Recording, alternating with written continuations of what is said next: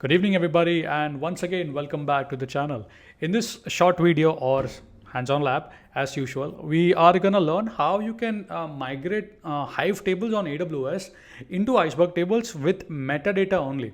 So we don't want to rewrite the entire data set because that would be very expensive, right? Imagine you have terabytes and petabyte of data in Hive tables and now you want to migrate to Iceberg or Iceberg, right? You don't want to rewrite the entire table. That would be a very costly operation. So here, let's learn in a very simple way how you can migrate Hive tables to Iceberg. So let's get started. By the way, I have a blog and all the code materials are available. So if you would like to do the labs with me, feel free to do it, okay? By the way, so the first step, this lab could be done on your local machine. So let's get started. So the first step is let's create a sample Hive table. All right, so I'll probably head over to Athena and just create a sample table. I do have a default glue database over here, as you can see on the left hand side. So let's create a table called Hive table with ID and data, and this is gonna be the location. Okay, so I'm gonna run that, and here you can see it's completed. I have that Hive table, and let's insert a sample data into it. Very simple. So run. As you can see, that ran fine.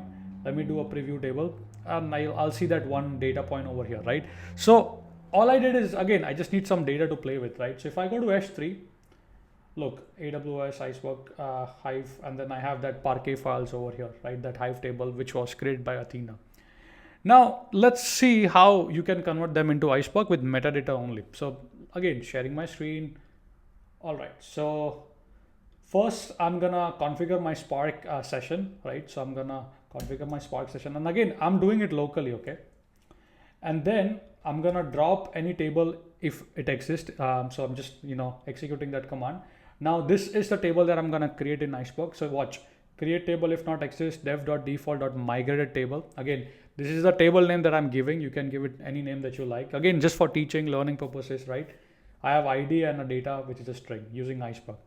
So I'm gonna execute that. So what this will do after once I execute this, if I go now back to my S3, I can see a warehouse, a default DB, metadata, and then I see the metadata.json. Now we can use a stored procedure that I want to show you is over here.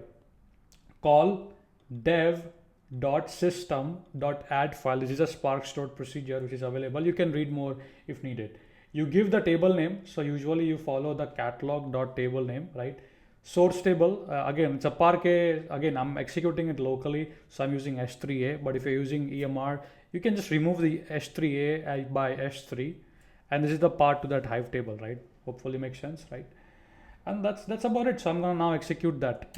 So let's execute, and I executed, and as you can see, I got the response back.